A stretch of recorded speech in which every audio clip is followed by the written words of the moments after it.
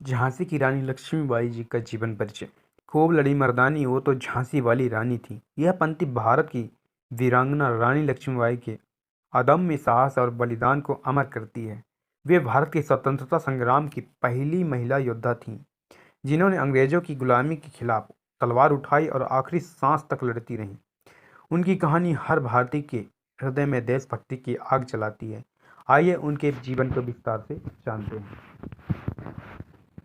प्रारंभिक जीवन। रानी लक्ष्मीबाई का जन्म 19 नवंबर 1828 को काशी, वाराणसी में हुआ था।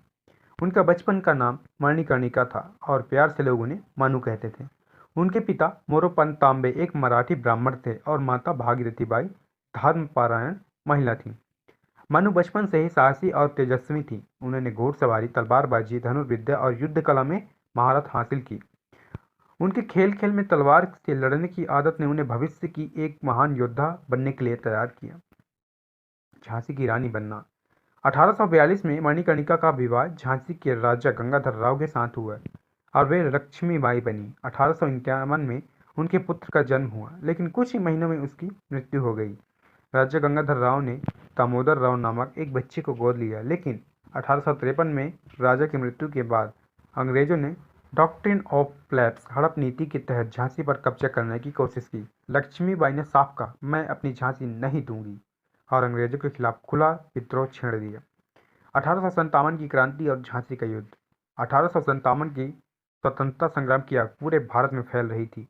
रानी लक्ष्मीबाई ने इस क्रांति का नेतृत्व किया और झांसी को अंग्रेजों से बचाने के लिए अपनी सेना संगठित की। उन्होंने महिलाओं को भी युद्ध कला सिखाई और मजबूत दुर्ग रक्षा तैयार की। 1858 में अंग्रेज जनरल ह्यूरोस ने झांसी पर हमला किया। रानी ने अपने वीर सेनानायकों जैसे झलकारी बाई, तात्या टोपे और कुंवर राव के साथ मिलकर जमकर मुकाबला किया। जब झांसी का किला टूटने लगा तो लक्ष्मीबाई ने अपने बेटे दामोदर राव को पीठ पर बांधकर किले से छलांग लगा दी और कालपी की ओर बढ़ गईं। अंतिम युद्ध और बलिदान। 18 जून 1858 को ग्वालियर के पास कोटा की सराय में लक्ष्मीबाई ने अंग्रेजों से अंतिम युद्ध लड़ा। उन्होंने वीरता से लड़ते हुए कई अंग्रेज सैनिकों को मार गिराया, लेकिन लड़ते लड़ते वह घायल हो गईं और वीरगति को प्राप्त हुईं।